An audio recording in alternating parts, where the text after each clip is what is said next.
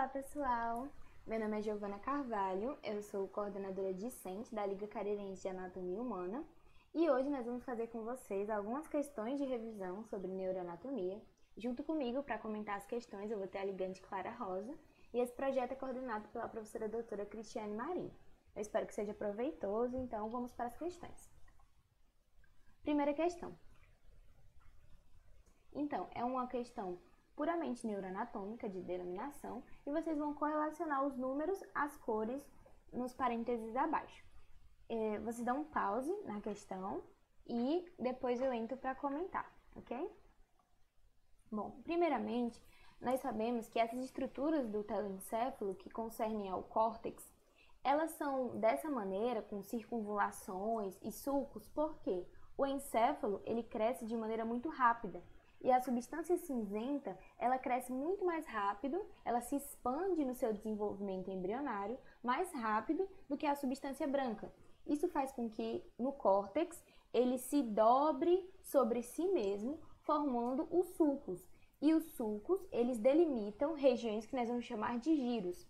Saber as denominações neuroanatômicas desses giros em cada lobo, lobo temporal, lobo occipital, lobo frontal, é de extrema importância para a neuroanatomia. Então, nós temos que essa região amarela é denominada de giro temporal inferior, porque numa visão lateral, se você for ver, esse giro ele está presente em todo o lobo temporal, numa localização mais inferior. Fica melhor de visualizar numa visão lateral. A região vermelha, nós vamos ter o giro occipitotemporal lateral. Então, ele vai estar presente nos dois lobos, tanto no lobo temporal quanto no lobo occipital. A região verde vai ser denominada giro occipital temporal medial e a região azul vai ser chamada de giro para-hipocampal. A região rosa será chamada de uncus. O uncus, na verdade, ele é a extremidade anterior do giro para-hipocampal. Ele tem uma denominação própria porque as suas funcionalidades são muito importantes e são muito específicas e estão relacionadas ao olfato, principalmente. E nós temos o istmo do cíngulo, que também é uma região específica de um giro, o giro do cíngulo. O istmo ele está muito próximo ali de uma das divisões anatômicas do corpo caloso. A gente vai ver um pouco mais para frente. Então, a resposta da questão, correlacionando os dois parênteses, fica 1, 6, 5, 3, 4 e 2. Continuando, vamos para a segunda questão. Assinale a opção que apresenta as divisões anatômicas do corpo caloso e sua principal função. Letra A. Tronco, joelho, esplênio e rosto. Estrutura formada por substância branca que conecta os hemisférios cerebrais. Letra B. Tronco, área septal, esplênio e rosto. Coordena a aprendizagem motora. Letra C. Tronco, joelho, eustáquio e oliva. Estrutura formada por substância cinzenta que conecta os hemisférios cerebrais. E letra D. Tronco, joelho, corpo geniculado, rosto. Controla os movimentos voluntários e o equilíbrio. Então, vocês veem qual é a resposta que vocês acham correta que a gente vai comentar em seguida. Nesse corte sagital mediano, nós podemos visualizar muito bem as subdivisões do corpo caloso que está representado em verde, que serão tronco, joelho, esplênio e rosto. O corpo caloso, sua principal função é fazer a comunicação entre o hemisfério direito e o hemisfério esquerdo cerebral. Ele é a maior estrutura de substância branca presente no encéfalo, mas ele também possui uma importância primordial na cognição. Então, nós temos que a segunda questão, a alternativa correta será a letra A, que afirma que as subdivisões são tronco, joelho, esplênio e rosto, e que sua principal função é uma estrutura formada por substância branca que conecta os hemisférios cerebrais. Terceira questão. Assinale verdadeiro ou falso sobre as proposições acerca do mesencéfalo. Primeiro item. Os colículos inferiores e superiores estão localizados na face posterior do mesencéfalo. Segundo item. Os colículos inferiores recebem informações visuais e os colículos superiores fazem parte das vias auditivas. Terceiro item. O colículo inferior apresenta conexões com o corpo geniculado medial. Quarto item. O colículo superior apresenta conexões com o corpo geniculado lateral. Então, vocês respondem rapidinho que a gente já vai comentar. Bom, aqui nós podemos ter uma visão anatômica das regiões posteriores. Nós vamos ter uma face posterior da ponte, do mesencéfalo e do diencéfalo. Nós vamos destacar aqui os colículos superiores e os colículos inferiores, que estão presentes na face posterior do mesencéfalo. Essa região, formada pelos dois colículos superiores e os dois colículos inferiores, é denominada de lâmina quadrigêmea. Nós sabemos que os colículos superiores eles recebem informações visuais, enquanto que os colículos inferiores estão relacionados com vias auditivas. Fazendo conexão com esses colículos, nós vamos ter os corpos geniculados mediais e os corpos geniculados laterais, que já fazem parte do diencéfalo. O diencéfalo, na sua porção talâmica, nós vamos ter que a extremidade posterior vai formar uma estrutura chamada de pulvinar. Esse pulvinar ele vai se projetar formando os corpos geniculados laterais, um de cada lado, e os corpos geniculados mediais. Bom, os colículos superiores eles vão fazer conexões com os corpos geniculados laterais e vão receber informações visuais, enquanto que os colículos inferiores vão fazer conexões com corpos geniculados mediais e vão receber informações auditivas. Para que a gente não esqueça, tem um bizuzinho com as letras. Então a gente olha assim, ó, o colículo superior, que começa com S, vai receber informações visuais, que também tem S. E o corpo geniculado lateral, que vai ter dois L's, vai fazer o quê? Vai receber informações visuais também, que também tem um L. Eu sei que é meio estranho, mas lidando com as letras você lembra que superior é visual, porque tem S. E lateral, que tem dois L's, também é visual, porque tem um L no final. É só um bizuzinho para vocês lembrarem. Então, voltando aqui para a questão, nós vamos ter que a ordem correta vai ser VF, VV. A segunda proposição está errada, porque na verdade ele inverteu.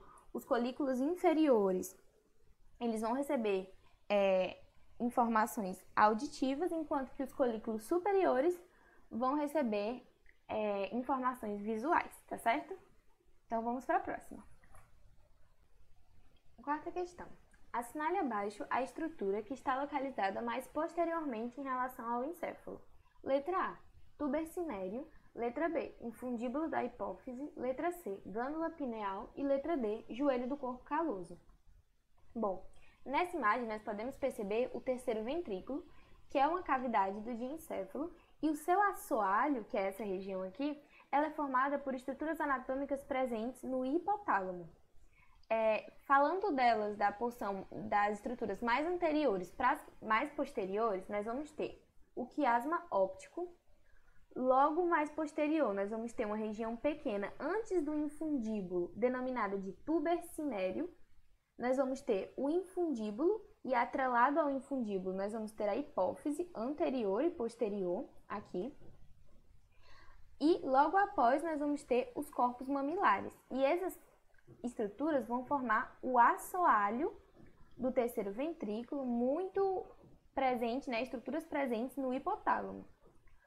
Mais posteriormente, nós vamos ter o aqueduto cerebelar, que vai fazer a comunicação entre o terceiro ventrículo e o quarto ventrículo. Logo abaixo, aqui nós temos o mesencéfalo. E aqui, numa região que nós chamamos de epitálamo, nós vamos ter a glândula pineal. Bem perto aqui da comissura posterior, nós vamos ter a glândula pineal, que, como percebemos aqui na imagem, ela é a estrutura mais posterior. Nessa outra imagem, nós vamos conseguir identificar todas as estruturas das alternativas. Na letra A, nós vamos ter o tubercinéreo. O tubercinéreo fica nessa região aqui, ó, no terceiro ventrículo, antes do infundíbulo da hipófise. Se nós estamos vendo aqui o infundíbulo da hipófise, o tubercinéreo fica logo mais anterior, nessa região aqui. O joelho do corpo caloso, como a gente já falou, é essa região. A glândula pineal está mais posterior e o infundíbulo da hipófise está aqui. Então, De todas essas estruturas que foram citadas, a mais posterior em relação ao encéfalo é a glândula pineal presente no epitálamo. Então, a nossa resposta é a letra C. E é muito importante que a gente saiba essas localizações e ter essas noções anatômicas do que está mais anterior e do que está mais posterior em relação a algum ponto de referência. Quinta questão. Quais são os nervos cranianos que atravessam a fissura orbital superior? Letra A, nervo óptico, nervo troclear e nervo abducente. Letra B, nervo óptico, nervo oculomotor e nervo olfatório. Letra C, nervo oculomotor, nervo troclear e nervo abducente. Ou letra D, nervo olfatório, nervo oculomotor e nervo óptico. Vamos lá. Gente, a fissura orbital superior, ela está presente na órbita, né? Formada por ossos do crânio. A gente vê aqui na figura que ela está inserida aqui, fissura orbital superior, que fica entre o canal óptico ou forame óptico e a fissura orbital inferior. Ela é formada pela asa menor do osso esfenoide e pela asa maior do osso esfenoide. E por ela, né, saindo do encéfalo, saindo do crânio e chegando até a órbita, nós vamos ter 3 nervos cranianos. O primeiro é o nervo oculomotor, que é o par de nervo craniano número 3, o nervo troclear, que é o par de nervo craniano número 4, e o nervo abducente, que é o nervo número 6. Então, nós vamos ter o nervo 3, 4 e 6 passando, né, saindo do crânio através da fissura orbital superior. E a nossa resposta será a letra C. Bom, gente, eu vou ler a questão e vou dar um tempo para vocês pausarem e responderem a questão e depois eu começo a explicação. Sexta questão. Correlacione as regiões anatômicas do córtex cerebral e suas respectivas funções cerebrais. No córtex chegam impulsos provenientes de todas as vias da sensibilidade, que se tornam conscientes e são interpretadas. Dessa área saem impulsos nervosos que iniciam e comandam os movimentos voluntários e impulsos que estão relacionados aos fenômenos psíquicos. O córtex ele não é homogêneo em toda sua extensão. Isso permite a individualização de suas várias áreas. Essas áreas são separadas de acordo com critérios, que são os critérios anatômicos, citoarquiteturais, filogênicos e funcionais. Eu vou falar um pouco sobre os critérios anatômicos. Anatomicamente, o córtex cerebral é dividido em lobos, giros e sulcos. A divisão anatômica dos lobos não corresponde a uma divisão estrutural ou funcional, pois o lobo tem várias áreas corticais de funções e estruturas diferentes. Em geral, os lobos são divididos de acordo com os ossos que os recobrem, com exceção do lobo da ínsula, que se encontra no fundo do sulco lateral, como podemos observar nessa imagem. Aqui nós podemos ver o lobo frontal, que está em relação com o osso frontal, o occipital, que está relacionado ao osso occipital, o lobo parietal, que está relacionado ao osso parietal, e o temporal, que está relacionado ao osso temporal. E aqui a ínsula, como eu já citei. A primeira estrutura que a questão pede para correlacionar é o giro temporal transverso anterior. Esse giro está localizado na área do córtex auditivo, no pavimento do ramo posterior do sulco lateral.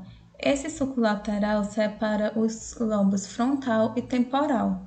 Esse giro ele se estende anteriormente do sulco circular do lobo da ínsula. Então, o giro temporal transverso anterior é a primeira estrutura cortical do processo de formação auditivo. O giro pré-central, que é o que nossa segunda alternativa fala, está localizado na região do lobo frontal, anteriormente ao sulco central. Esse sulco ele separa o lobo frontal do parietal. A segunda estrutura que nossa questão pede para correlacionar é o giro pré-central. O giro pré-central ele está localizado na região do lobo frontal, anteriormente ao sulco central, como podemos observar aqui na imagem. Esse sulco central ele separa o lobo frontal do parietal. O giro pré-central ele corresponde a toda a área motora do corpo, dando origem a todos os movimentos voluntários. Já o giro pós-central está localizado no lobo parietal, que está posteriormente ao sulco central e está relacionado à área sensitiva primária, que é responsável apenas pela percepção pura da modalidade sensitiva. Já a área visual primária que a questão cita localiza-se nos lábios ou margens do sulco calcarino, como podemos observar aqui, que o sulco calcarino está localizado no lobo occipital. Nesse sulco chegam fibras do trato geniculado calcarino, que são originadas no corpo geniculado lateral. Então, o giro temporal transverso anterior tem relação com a área auditiva primária, o giro pré-central está relacionado à área motora primária, o giro pós-central à área sensorial primária e o sulco calcarino à área visual primária. Oitava questão. Sobre os ventrículos cerebrais, assinale a alternativa incorreta. Bom, pessoal, vocês pausem aí para poder tentar responder e daqui a pouco eu volto com o comentário da questão. Bom, gente, antes de começar a comentar as alternativas, eu vou falar um pouco sobre os ventrículos. Os ventrículos cerebrais, eles são cavidades que se encontram no interior do encéfalo e são preenchidos pelo líquido cefalorraquidiano, ou líquor. Esse líquor ele tem como principal função a proteção, pois ele vai reduzir o risco do encéfalo se chocar com os ossos do crânio.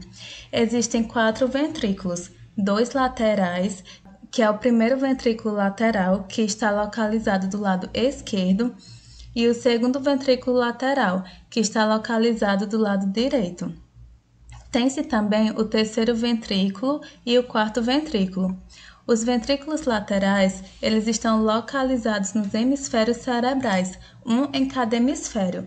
Esses ventrículos, eles vão drenar o líquor pelo forame interventricular. Esse forame interventricular vai fazer a comunicação do primeiro e segundo ventrículo com o terceiro ventrículo. Quando os ventrículos laterais drenam o líquor, esse líquor vai para o terceiro ventrículo pelo forame interventricular. Esses ventrículos, eles apresentam 3 cornos: o corno anterior, o corno posterior e o corno temporal, que está localizado nessa região. Nessa estrutura também podemos encontrar o plexo coroide, que é a continuação da pia mater, e sua principal função é a produção do líquido cefalorraquidiano. Agora eu vou falar um pouco sobre o terceiro ventrículo, que é uma cavidade ímpar e mediana, formada pelo tálamo, hipotálamo e epitálamo. Essa região do terceiro ventrículo é o recesso supraóptico e abaixo nós encontramos o recesso do infundíbulo. Posteriormente, nós encontramos o recesso da glândula pineal e o recesso suprapineal. Inferiormente, nós encontramos o aqueduto do mesencéfalo. O assoalho do terceiro ventrículo é formado pelo quiasma óptico, o infundíbulo. O infundíbulo ele vai dar origem à haste da hipófise e, além dessas estruturas, nesse assoalho nós vamos encontrar o tubo ecinério e o corpo mamilar. Já na porção posterior, nós encontramos o epitálamo e no teto do terceiro ventrículo encontramos o tálamo. Agora que eu falei um pouco sobre os ventrículos, nós podemos voltar às alternativas para poder responder. Letra A. O quarto ventrículo se comunica com o terceiro ventrículo pelo aqueduto cerebral e com os ventrículos laterais pelos forames interventriculares. Essa alternativa está correta, pois, como eu falei, o terceiro ventrículo vai se comunicar com o quarto ventrículo pelo aqueduto cerebral, como podemos ver aqui nessa imagem, e com os ventrículos laterais pelo forame interventricular, como podemos observar aqui. Letra B. No assoalho do terceiro ventrículo encontra-se as seguintes estruturas: quiasma óptico, infundíbulo, tubo cinério e corpo mamilar. Essa alternativa também está correta, pois, como nós já vimos, essas estruturas se encontram no assoalho do terceiro ventrículo, como podemos observar nessa imagem. Letra C. Formando a parede posterior do terceiro ventrículo, tem-se o tálamo. Essa resposta está errada, pois, como falamos, o tálamo encontra-se no teto do terceiro ventrículo. A estrutura que se encontra posteriormente a esse ventrículo é o epitálamo, como observamos nessa imagem. Letra D. O plexo coroide localizado no ventrículo lateral é uma evaginação dos vasos envolvidos pela pia mater. Essa alternativa está verdadeira. E esse plexo ele vai produzir o líquido cefalorraquidiano, que vai ser drenado para proteger o cérebro. Nona questão. Correlacione corretamente as estruturas da medula cervical no corte axial. Bom, pessoal, aqui nós temos a medula vista no corte axial. A medula ela é composta pela substância branca e a substância cinzenta. A substância cinzenta se localiza internamente à substância branca na medula e apresenta formato de borboleta, como podemos observar aqui na imagem. Essa substância ela é formada por corpos de neurônio. Nela podemos observar a coluna posterior, que está representada na imagem pelo número 13. A coluna anterior, que está representada pelo número 10, e a coluna lateral, que está representada pelo número 12. É válido ressaltar que a coluna lateral só aparece na medula torácica e parte da coluna lombar. No centro da medula, encontramos o canal central da medula, que está correspondendo nessa questão ao número 6. Bom, é válido lembrar que os estímulos sensitivos eles chegam na coluna posterior da substância cinzenta. Então, essa região posterior é onde se localizam os neurônios sensitivos. A coluna anterior da substância cinzenta vai dar origem aos neurônios motores. Já a coluna lateral é responsável pela origem dos neurônios do sistema nervoso autônomo, ou seja, os neurônios pré-ganglionares. Agora eu vou falar um pouco sobre os sulcos presentes na medula. Na região posterior, nós temos o sulco mediano posterior, que está representado pelo número 1. Temos o sulco intermédio posterior, que é o número 16, e o septo intermédio posterior, que corresponde ao número 14, que são formados devido à divisão do fascículo grácil e cuneiforme, que são representados na imagem pelos números 2 e 3, respectivamente. Nós temos o sulco lateral posterior, que está representado pelo número 15. Já na região anterior, encontramos a fissura mediana anterior, que está representada pelo número 8, e o sulco lateral anterior, que é o número 9. Agora eu vou falar um pouco sobre a substância branca encontrada na medula. Essa substância é formada por axônios ou fibras nervosas que contêm mielina e é dividida em 3 grandes funículos e em fascículos, que já foram citados, que é o fascículo grácil e o fascículo cuneiforme. Na região que é delimitada pelo sulco posterior e anterior, encontramos o funículo lateral, que está representado pelo número 5. Já a região que está delimitada pelo sulco lateral anterior e a fissura anterior, encontramos o funículo anterior, que está representado pelo número 7.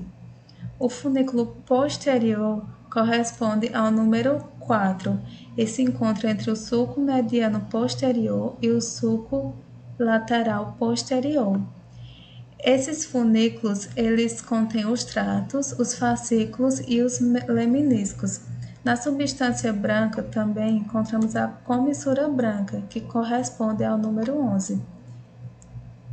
Bom, pessoal, essas são as referências. Espero que vocês tenham gostado da revisão. Obrigada pela atenção e boa prova!